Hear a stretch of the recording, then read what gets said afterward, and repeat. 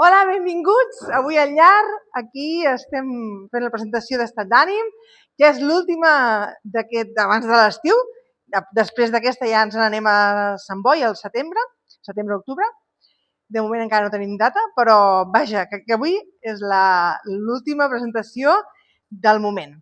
I en primer lloc em presento, em dic Nila López Escofet, soc activista per la salut mental, activista d'Obertament des de fa 4 anys, i en general des d'en fa molts més, perquè fa 20 anys que estic diagnosticada de trastorn bipolar.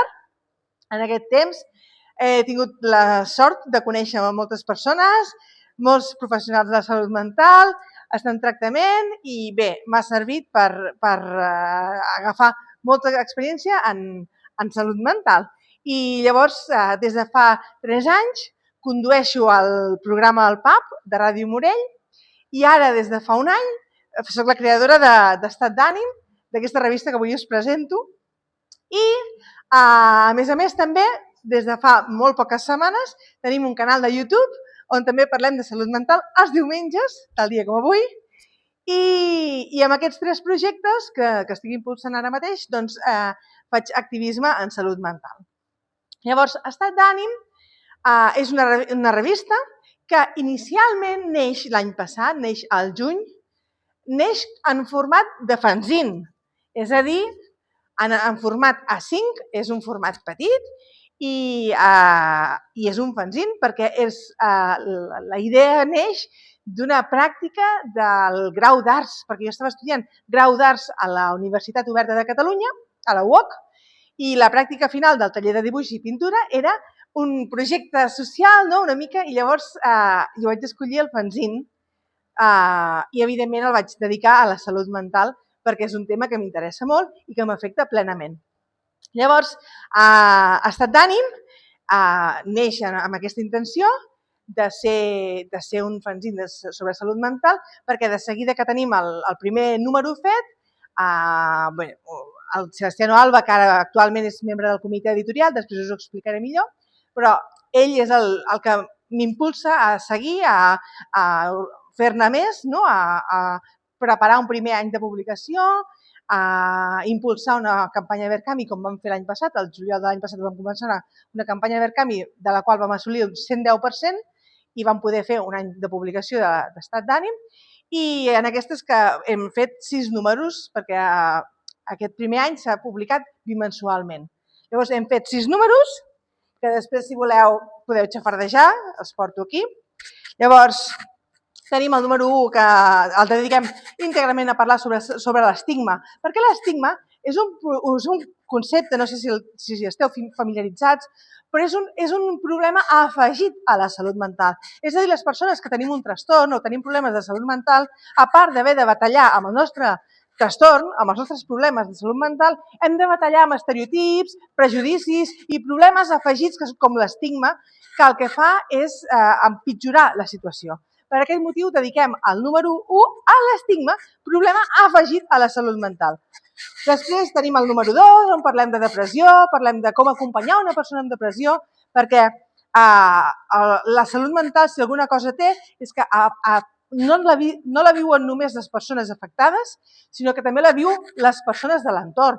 I l'entorn és família, són amics, són marits, parelles, però també són companys de feina o persones que et coneixen, coneguts que interactuen amb tu. O sigui, per aquest motiu, el que fem és entrevistar a la psicòloga Marta Ferrer per parlar de com acompanyar una persona amb depressió i així tenir eines, perquè si una cosa vol ser estat d'ànim, és una eina per poder ajudar a les persones a entendre millor la salut mental i a viure d'una altra forma.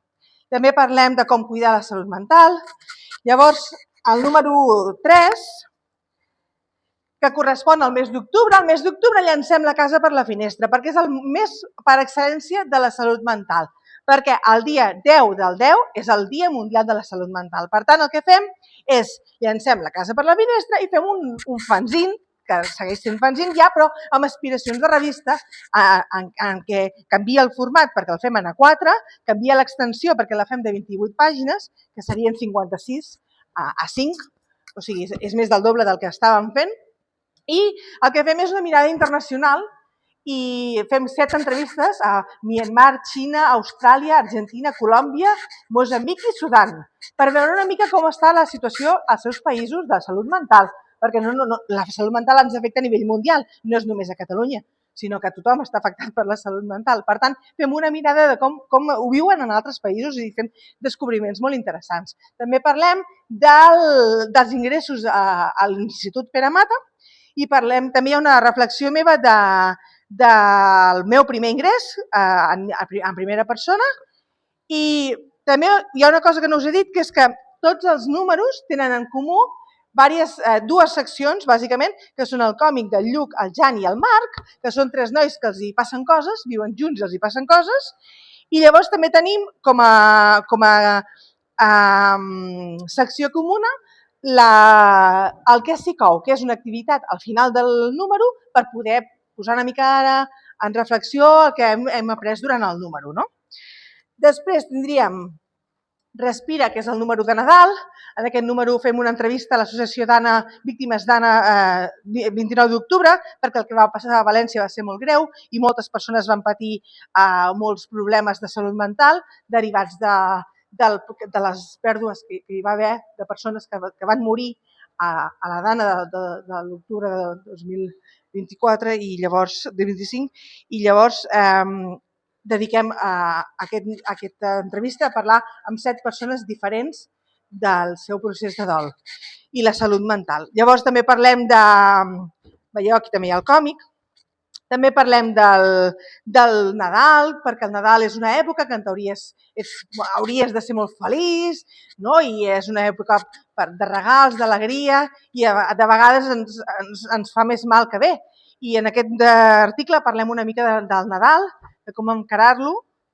Llavors, trastorns de la conducta alimentària, trastorns d'ansietat també, presentem els trastorns d'ansietat i fem un diagrama sobre musicoteràpia i salut mental.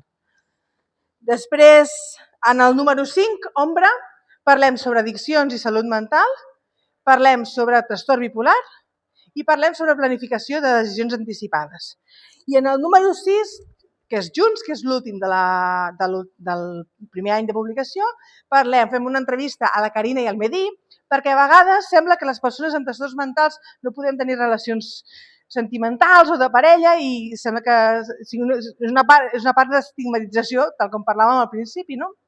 I per tant, dediquem una entrevista a parlar del matrimoni de la Carina i el Mehdi, ella té condició de salut mental i llavors com porten el seu matrimoni. Recuperem el concepte d'estigma que teníem al primer número i l'acabem d'arrodonir parlant de l'estigma en l'àmbit laboral i l'estigma en l'àmbit educatiu. Parlem també de l'antipsiquiatria, que és un moviment que neix als anys 60-70 i també en parlem en aquest número. I més que res, això seria el resum general del contingut que hem tractat durant aquests 6 primers números. Què passa? Que s'acaba l'any de publicació i jo em plantejo què fer, si segueixo o no, si segueixo jo sola o no. Llavors, parlant amb la doctora Elisabet Vilella, que ella és la directora de l'àrea de recerca de l'Institut Pere Mata i amb la qual tenim relació des que va començar el PAP, perquè arran del programa de ràdio comencem a mantenir una relació i a demanar entrevistes per professionals de l'Institut Pere Mata i comencem a conèixer-nos. Jo també he col·laborat en estudis que han fet ells com a pacient. Per tant, parlo amb ella i li dic què faig. A mi m'agradaria fer una revista ja amb més contingut, amb més ampliar, perquè el fanzine es queda curt. Moltes vegades falta espai per tant de contingut i llavors ella em proposa muntar o fundar un comitè editorial i en aquest comitè editorial hi hagi persones que m'ajudin a portar endavant la revista. Llavors aquest comitè editorial està format per la doctora Elisabet Vilella, pel Martí Llaurador, que és psicòleg i neurocientífic, que fa una secció que és la neurociència arrere, després us ho explicaré. Després hi ha la filòloga Mònica López, hi ha l'Alexandra David Lacambra, que és un usuari també, un activista d'Obertament, hi ha el Sebastiano Alba, que és el responsable de màrqueting, i jo mateixa, creadora i directora de la revista. Llavors, entre tots, el que volem és impulsar una revista amb molta més continguts i el mateix rigor de sempre, i en aquesta revista el que farem serà una revista d'aquest format, en A4, i que tindrà almenys 36 pàgines, d'acord? Tindrà una estructura clara, perquè fins ara els números que hem vist eren més aviat monogràfics, parlaven de temes i ja està, però a partir d'ara no, hi haurà una estructura on hi ha 15-16 seccions, estem acabant d'arrodonir l'estructura, però de moment tenim 15 seccions definides en 5 blocs diferents. Tenim un bloc científic, vivencial, ètica, artístic i comunitària, perquè veiem que la salut mental afecta tots els àmbits de la nostra vida. No és només una part del diagnòstic, sinó que també hi ha una part de les emocions, de la part artística. Llavors, per això volem veure la salut mental des d'aquests diferents àmbits. D'acord? Llavors, a la secció, al bloc científic, hi haurà 3 seccions. El dossier, el laboratori mental, la neurociència darrere i el dossier, que el que faran seran articles de divulgació científica. I parlaran del diagnòstic, parlaran de la neurociència i parlaran de les línies d'investigació en el territori. Després, el bloc vivencial, perquè considerem que és molt important donar veu a les persones que tenen problemes de salut mental i és molt interessant poder conèixer la seva experiència per poder aprendre com són aquestes persones. Llavors, el que farem és una entrevista a una persona que tingui un trastorn mental. I la segona secció d'aquest bloc és el convidat, que el que farem és parlar de científics, químics, matemàtics, biòlegs, o sigui, gent de ciències que han tingut problemes de salut mental i el que farem és contextualitzar-los en el seu entorn social, la mirada de la psiquiatria també d'aquella època, llavors veurem com van ser en la seva època i els seus problemes de salut mental, com van ser tractats i com van ser tractats ells en l'entorn també, una mica. I potser ho farem amb una falsa entrevista o ja veureu que serà una secció molt dinàmica. Aquesta secció l'escriurem la Mònica López i jo. Després passem a la secció d'ètica, ètica i salut mental, perquè és important conèixer també quins conflictes ètics i legals hi ha actualment que envolten la salut mental. Per tant, dediquem una secció a parlar d'aquesta temàtica. Després passem al bloc artístic, on hi haurà la sinapsi literària, que és un relat literari que escriurà l'Alexandre de Vilacambra, on parlarem de salut mental de forma literària, és un relat. I després hi ha la secció llibres de capçalera, on la Mònica López ens parlarà de llibres i salut mental, i la secció Arts et Ànima, on coneixerem projectes artístics i relacionats amb la salut mental. I llavors, l'últim àmbit, l'últim bloc, és el bloc comunitari, perquè considerem que és molt important. Avui en dia hi ha una gran xarxa comunitària que està fent una feinada. Fundació Pere Mata, Salut Mental Catalunya, ITA, hi ha moltes associacions i fundacions que estan fent una feina des de ja fa temps. I el que volem fer és donar-los a conèixer a través de la revista, també, a veure quina feina fan.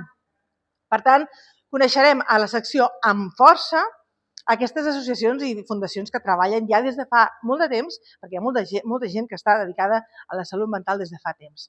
I per acabar aquest bloc hi haurà el còmic, que no tenia nom, era el còmic del Lluc, el Marc i el Jan, i ara passa a dir-se Raval de Santana 16, que és a nivell... La cosa és que a nivell personal a mi em feia molta il·lusió anomenar d'alguna forma, o sigui, la idea era que aquest còmic, com que ells el que fan és viure junts, són companys de pis, doncs si havien d'anar a viure a algun lloc, per mi volia que tingués a veure amb el meu pare, que el meu pare es va morir el 2021 i em feia il·lusió d'alguna forma vincular-los. I llavors la Raval de Santana 16 és on el meu pare tenia la consulta de podologia, a l'oficina 3. I llavors, per això, el còmic es dirà a partir d'ara Raval de Santana 16. I a part d'aquests 5 blocs, 15 seccions que tenim ja decidides i encomanades i preparades. Tenim també el Digueu-hi la vostra, que és una secció on el lector podrà expressar les seves inquietuds o la seva experiència. I també tenim el Que s'hi cou, que és l'activitat que us deia que estan tots els fanzins, doncs a la revista també formarà part de la revista El Que s'hi cou. I aquesta és l'estructura de continguts que tenim fins ara establerta. De moment, ja ho vaig llançar per YouTube, la pregunta de que si a algú li interessava algun altre tema que no està inclòs en aquesta estructura, en podíem parlar, si algú està interessat, i a les presentacions on hem anat, de fet, han sortit qüestions. A Reus va néixer la idea de part d'una persona assistent de la secció d'ètica, perquè nosaltres no la teníem contemplada i l'hem afegit. A Cardedeu vam parlar justament ahir i ens van proposar una secció de cinema i documentals i salut mental. I això ho estem mirant de veure si es pot incloure a la revista. Però bueno, que si vosaltres teniu alguna inquietud també que creieu que hi ha alguna mancança o que us agradaria que en aquesta revista hi hagués un apartat sobre algun tema que us interessa a vosaltres relacionat amb salut mental, ho podem parlar perquè encara estem a temps d'incloure aquesta nova secció en l'estructura. D'acord? Llavors, així per anar acabant, el que jo també us volia dir també era el contingut del dossier. El dossier, que és la tercera secció del blog científic, hi ha 4 temàtiques, perquè penseu que ara el que estem fent, el segon any de publicació, com que la revista serà trimestral, estem parlant de 4 revistes. La revista de juliol, octubre, gener i abril. D'acord? Doncs al juliol parlarem, el dossier tractarà sobre el suïcidi, perquè el suïcidi és un problema de salut pública molt important. Estem parlant que a Catalunya ja es detecten uns 600 casos l'any, casos que es podrien intentar evitar. I a més, el suïcidi afecta un impacte emocional, psicològic, social a les persones i les famílies afectades. O sigui, hi ha molta gent afectada per aquest tema. Per tant, creiem, a més, abans es deia no s'ha de parlar de suïcidi per no crear tendència i s'ha demostrat que no, sí, s'ha de parlar del suïcidi, s'ha de parlar correctament, s'ha de parlar amb rigor i sense banalitzar i llavors sense sensacionalisme tampoc, i és el que fem nosaltres a la revista. Per tant, per això parlarem de suïcidi. Al mes d'octubre parlarem de l'esquizofrènia, perquè és un trastorn mental greu que afecta entre 0,5 i 1,5 de prevalència a Catalunya i està molt associat encara avui en dia a l'estigma, a l'estereotip de la persona vaga, de persona violenta. I això és una que trobem que és completament inadmissible i, per tant, des de la revista volem parlar de l'esquizofrènia i volem dir la nostra també, no? A més, al mes d'octubre, que ja sabeu que tirem la casa per la finestra, el que farem és afegir un suplement de memòria històrica a la revista. Per què? Perquè parlarem amb Marcos Robles, que és un historiador que ha fet un informe per la Generalitat sobre els centres psiquiàtrics durant la Guerra Civil i llavors ell farà un article. Parlarem amb Besnets per la Dignitat, també per veure quines feines estan fent, i potser inclourem algun altre punt en aquest suplement que està encara al forn. Llavors, al gener parlarem de salut mental i l'infantesa. Per exemple, parlarem del trastorn del TDAH, de TEA, de trastorn de conducta i també parlarem del dol perinatal. O sigui, una mica parlarem de la infantesa i tal. Però també a Cardedeu també ens van demanar també els interessava veure què passa amb aquestes persones, per exemple, persones amb TEA, que després es volen incorporar, les persones adultes, les persones que tenen dependència, que tenen un alt grau de discapacitat, què passa amb elles? Llavors, és un tema que també ens vam plantejar a Cardedeu i també plantejarem a veure si podem d'alguna forma parlar-ne. I a l'abril parlarem del trastorn límit de la personalitat, que és el trastorn més conegut dels trastorns de la personalitat, que afecta a les relacions, o sigui, la dificultat per mantenir relacions i crea un gran patiment. Per tant, també en parlarem al número 4, o sigui, a la revista número 7, 8, 9, 10, a la revista número 10, a l'abril. I bé, quan a continguts, això seria tot. Ara ve la part que no agrada a ningú, que és la part del Verkami. Però s'ha d'explicar. La part del Verkami és que per poder tirar endavant aquesta revista hem iniciat una campanya de micromecenatge. Ara mateix anem pel 63%, ens queden 9 dies per acabar la campanya. Heu de pensar que aquesta campanya és o tot o res, és a dir, si no arribem al 100%, no cobrarem diners, no cobrarem res. I això inquieta molt, perquè clar, queden 9 dies, ens falta un 37% i no sé com ho aconseguirem. Avui he comentat a les xarxes que en aquesta presentació anunciaria una novetat. La novetat és que fins ara la subscripció no incloïa les despeses d'enviament. D'acord? Llavors, a partir d'ara el que farem és que la subscripció inclourà les despeses d'enviament. Per tant, els preus de la subscripció són, si tu només només vols la revista, són 30 euros.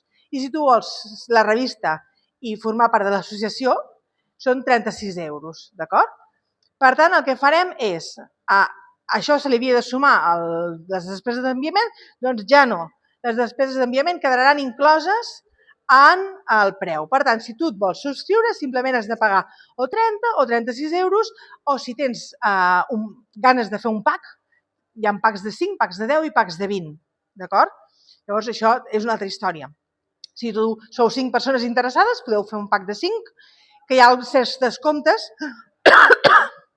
i hi ha uns descomptes al preu de la subscripció i al preu del soci. No us he parlat de l'associació. De fet, m'he deixat d'explicar-vos que hem fundat una associació, l'associació Estat d'Ànim, Cultura i Salut Mental. Per què? Per anar més enllà. Francament, la revista ja acompanya, ja informa, ja lluita contra els estigmes i estereotips i prejudicis, però des de l'associació el que també volem fer és acompanyar més que el que fem amb la revista. I la idea és fer una activitat trimestral perquè els socis puguin recollir la seva revista, no? En el moment en què es publica la revista, fem una activitat, entreguem en mà totes aquelles persones que vulguin venir i li donem la revista en mà i llavors faríem una activitat, xerrada, taller, sortida, ho hem de valorar quan acabem la campanya i sapiguem quants socis tenim i quin marge de maniobra tenim, no? Però la il·lusió la tenim de fer aquest acompanyament i de fer les activitats. És que no té més. Llavors, a part d'aquesta informació, que crec que és que era imprescindible, no sé si teniu algun dubte o alguna inquietud. Si heu vingut aquí, suposo que us interessa la salut mental, que avui en dia costa trobar gent que li interessi la salut mental. És que de vegades sembla que les persones interessades només som les afectades, però en realitat